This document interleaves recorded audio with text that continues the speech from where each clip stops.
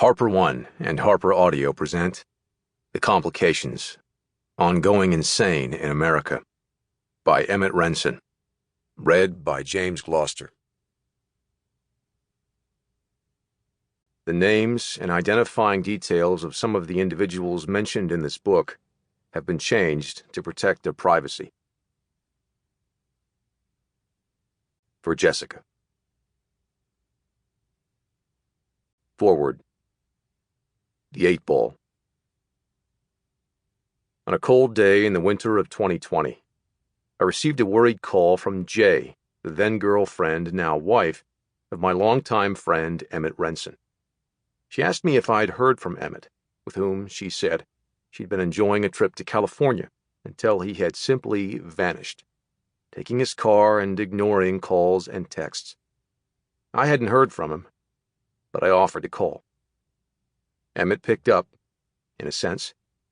His voice was there, but the sense of conviction with which he normally speaks was conspicuously absent, as though he had been mugged of all certainty.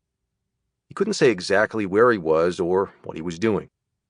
I suggested the word lost to describe his situation.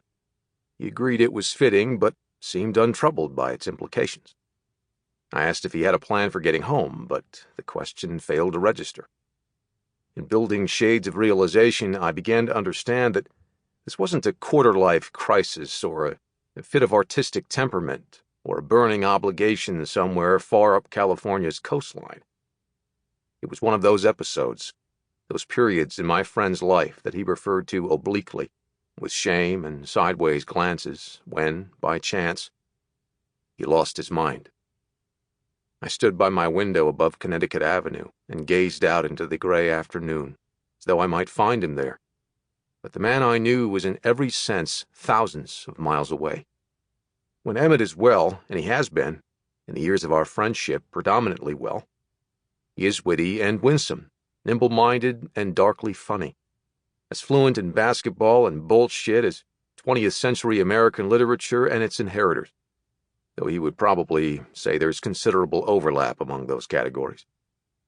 I can predict Emmett, somehow both my most incisive and most understanding friend, only so far. This is mainly because he's curious and inventive, and only partially because he's prone to losing his mind, which is more common than you might think, in any case. In fact, every friendship carries a risk of one or both partners going insane. The brief recollection above, which Emmett recounts in this book's chapter, Ordinary Time, only represents my first encounter with the author's symptoms. There is an eerie quality to having a conversation with the version of a friend's self that is available when all higher cognition is fractured by transmissions raining down from every frequency. But the sense of sudden and catastrophic neurological luck I found entirely familiar. I myself am epileptic, something Emmett and I had discussed the first time we met in a diner in Washington, D.C., circa 2015.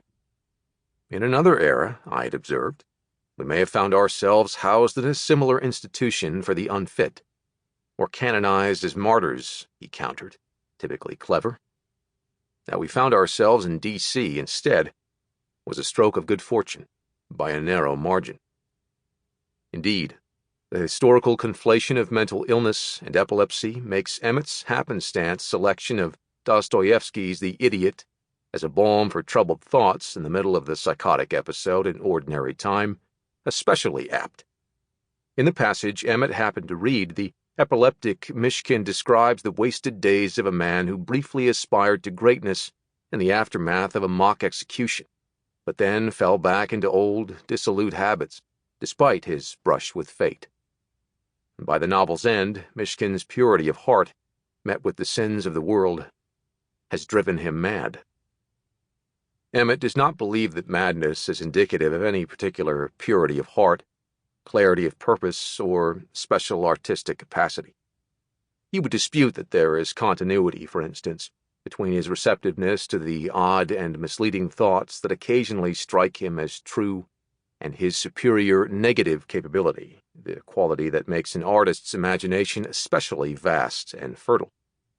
That, I suspect he would say, is runaway romanticism. Mental illness Sample complete.